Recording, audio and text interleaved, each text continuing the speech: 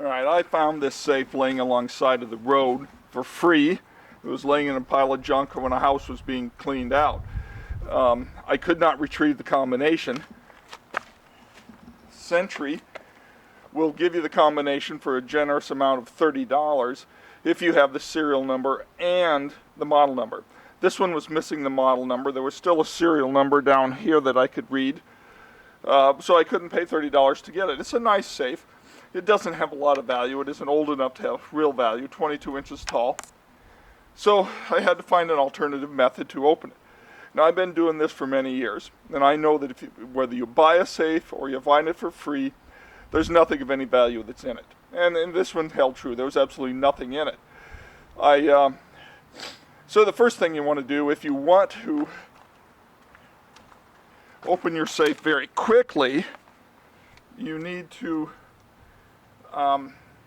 work on the locking mechanism, and it is really quite simple.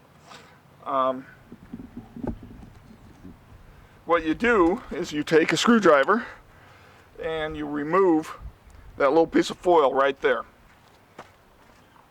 Once that foil is removed, there'll be a screw that will be that you can remove the dial with.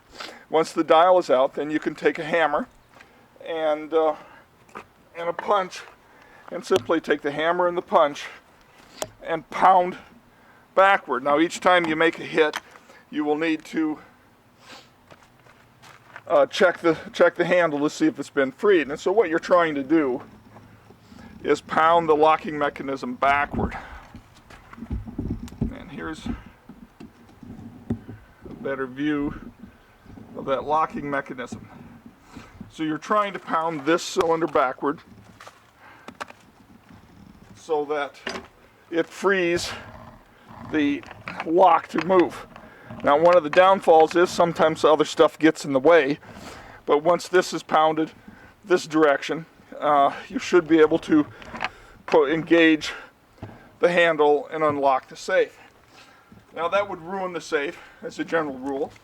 The other option then, and I'll turn this safe around so you can see the back side.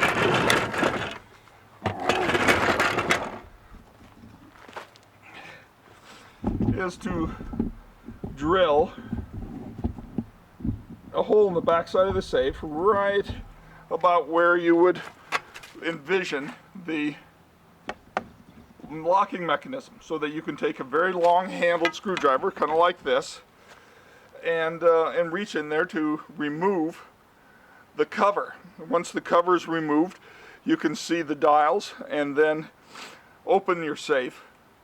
The lock. Now you'd have to drill two holes in the back. One would be to use for a scope, and the other one is to manipulate your screwdriver. Now on this safe, when I turned it upside down and back and forth, I could tell there were drawers opening and closing. The trouble with using a long screwdriver like this is that if you have to drill through drawers, the drawers sometimes push forward. Now you need to have a 15-inch drill bit in order to get into it, and which may not be practical. Your neighbor might not have it, because you can get most of the tools you need to do a job like this from your neighbor's garage. That is, if you don't have them. So you've kind of ruled out drilling this safe, and you can't get the combination because you don't have the serial number, or you don't have a model number, or you don't want to pay $30, because these old safes, they're not that good, not that valuable. So what's your next option? The next option is to do what I did on this.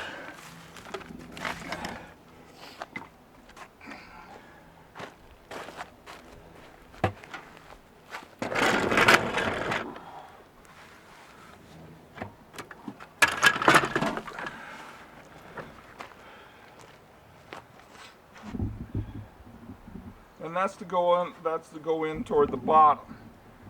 And you can see the light's not doing very good on this. But you can see, and I'll point out using that the first thing I did was I simply cut out this bottom piece of metal. And let me tell you, this stuff is really light. It isn't very thick metal, it's really soft metal.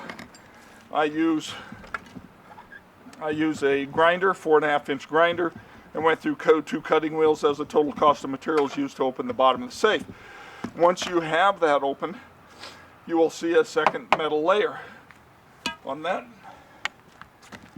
metal layer, what I do is I don't cut. I simply cut 4 ports using the cutting wheel, and then I move to a reciprocating saw. But in between, you're going to find insulation that you need to remove. I remove the insulation. It comes out in big chunks once you get 1 or 2 pieces out. The tools I use are really quite simple. Screwdriver, a chisel, and a hammer. And it takes more time to get the insulation out than it does anything else. Nevertheless, and you want all the insulation out, including that is in between the 2 layers. You can see that some of it's caked in there and kind of sticks. But you want it all out for your future purpose to actually repurpose this safe. Because what you're going to do after removing the 2 pieces of metal, you will then put a piece of metal in to cover that hole and refill it, and simply refill it with concrete.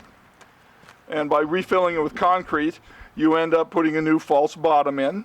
You should put some rebar in or something like that. I'm going to use 1/2-inch screen and just cut a piece of 1/2-inch screen to provide integrity to the concrete.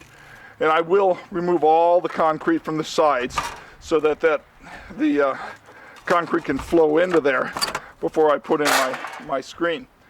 But once you have the hole in the bottom, it's easy to take the cover off the back and find the combination. I'm going to tell you how to do that because that's very easy once you see where the notches line up. Once you rediscover the combination, keep it in a safe place. So that's how I do it. The next video, what I'll do is show how I fill this with concrete and use the screen to reinforce and make this a usable safe again. I'm not saying it's something you want to put your valuables in, but it certainly is a good fireproof for protecting original copies of a last will and testament, maybe birth certificates, things like that. It might be a nice thing to have in the garage to keep your bottle of single malt scotch away from your partner. That is how you take an old Sentry safe and open it, find the combination, and repurpose it.